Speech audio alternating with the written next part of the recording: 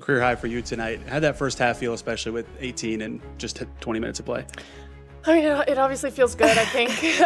For me, just playing with confidence. We're missing people, so everyone's got to do a little bit extra, be a little bit more aggressive offensively. So that was my mindset going in, and obviously it feels good to see the ball go through the net. Lexie Hull didn't hold back after red-hot game. 6 Indiana Fever players injured with Caitlin Clark. The Indiana Fever's latest matchup against the Minnesota Lynx turned into both a showcase of resilience and a heartbreaking reminder of how injuries have completely reshaped their season, with Lexie Hull's career night shining through the storm as the Fever fought to stay afloat. Hull delivered her best performance yet, dropping 23 points on 9 of 16 shooting, including 4 threes, while logging nearly 37 minutes, proving she could step into a starring role when her team needed her most. Just obviously Chloe Bibby, a late addition to the injury report. Just when did that injury happen, or do you know the severity at this point? Felt something during pregame, and so holding her out as a precaution. We don't know anything, so hopefully we'll get some more information tomorrow when she can be seen.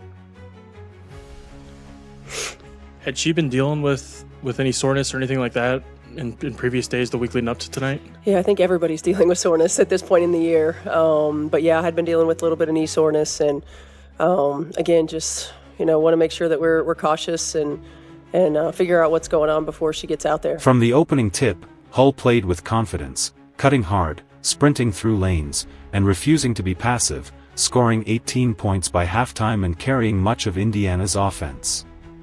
But as she kept the Fever alive, the reality around her grew darker, as 2 more players, Chloe BBY, sidelined with knee soreness, and veteran Odyssey Sims, who exited late with an undisclosed issue, joined the already injured group of Caitlin Clark, Sophie Cunningham, Sydney Carlson, and Ari McDonald, leaving Indiana with 6 rotation players unavailable in the middle of a playoff chase. Lexie, did you come into tonight kind of expecting to play darn near the whole game just with the injury situation and the personnel available? Damn, you played 37 minutes. I mean, you played a lot too, Kels. When did you play? 35. I mean, yeah, we're down people, so gotta suck it up, play a little tired a few minutes, and take in those timeouts as best we can. But yeah, I mean, we're down people, so everyone's got to do a little more. Yeah. For you offensively, was the plan to kind of try and get some looks inside early to get yourself going and then start working from the outside, or was that just kind of how the game set itself up? Just to read the defense, I think I got some really good passes on the back cuts, and that's a testament to my teammates, finding me, but keeping moving, just reading whatever they're given. The shorthanded roster forced head coach Stephanie White to juggle lineups, handing extended minutes to newcomers like Shea Petty, who impressed in her debut with 10 points, but couldn't fully steady the offense.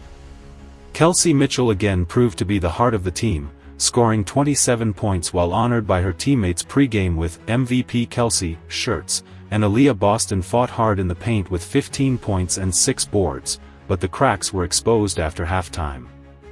Minnesota's depth overwhelmed Indiana, outscoring them 32-7 in the third quarter, flipping the game in devastating fashion as defensive rotations collapsed and offensive possessions unraveled. Don't think you want to play Lexie 40 minutes. How can you handle the wing without Chloe tonight? Yeah, I mean, we're gonna have to do it by committee. Bree Turner can guard 5 positions, so she'll be out there defensively.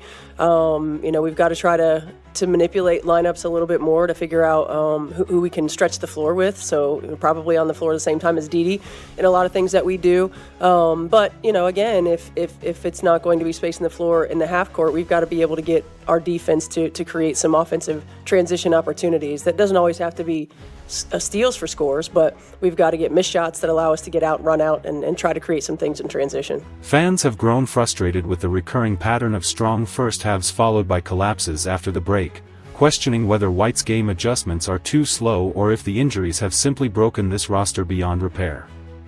Hull herself admitted post-game that she only focused on being aggressive and reading defenses, praising her teammates for finding her in good spots, while White commended her for hunting shots and embracing the scorer's role Indiana desperately needed. The emotional lift from Hull's breakout was undeniable, sparking belief that Indiana's culture and fight remain intact, but the standings paint a harsher truth.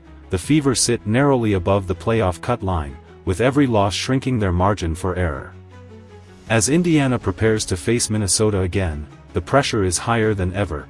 Can Hull's rise, Mitchell's leadership, and Boston's consistency keep them alive, Or will the injuries and missed opportunities end their push too soon?